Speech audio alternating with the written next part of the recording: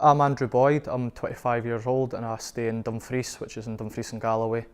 What had happened was I was walking through the early hours of the morning from a phone call from my brother Michael to say that my dad had fell unwell during the night and that he had actually had 999 called out to the house, and he was basically blue lights to the A&E in Dumfries because he'd experienced a cardiac arrest in his sleep.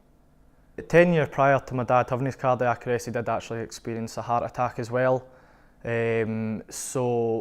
he'd done all his rehab and he was fit. He'd done a lot of cycling and done a lot of activities. So at the time he wasn't having any issues heart related, but he was diabetic. So there was obviously an ongoing condition that he had to obviously keep insulin going into his body throughout his life, that he was injecting 3 times a day.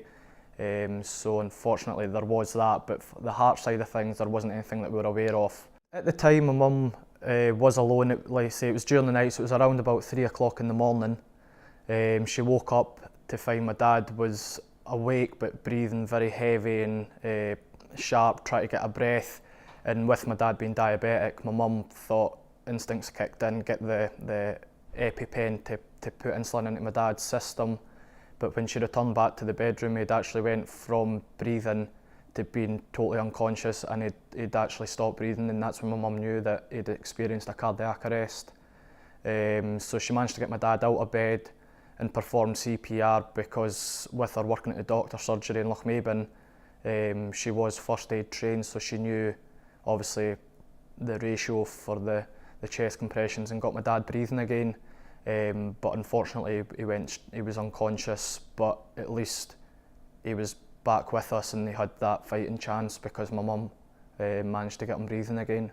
I was just absolutely shocked because I spoke to my dad probably 6 or 7 hours prior to him having the cardiac arrest, and he never once said that he had any problems at all or felt any pains or out of breath or anything. He just sounded like my dad.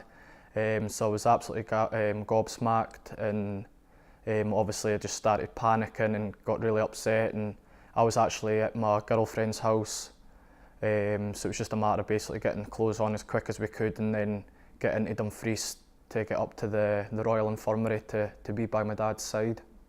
He went from Lochmaben, which was where they stayed, to the Royal Infirmary in Dumfries to try and give him the treatment there, and then like I say, with him breathing, but because he was unconscious, obviously the nurses wanted to get him as much help as they could in Dumfries. So they had obviously all the medication getting pumped into his body to try and reduce all the tension on his body and basically get the heart to do as little as possible. So it was trying to give it time to recover from the experience. But because of how severe it was and how long he probably did go without oxygen before my mum managed to get him breathing again, that they wanted to get him up to the Glasgow Golden Jubilee as quick as possible.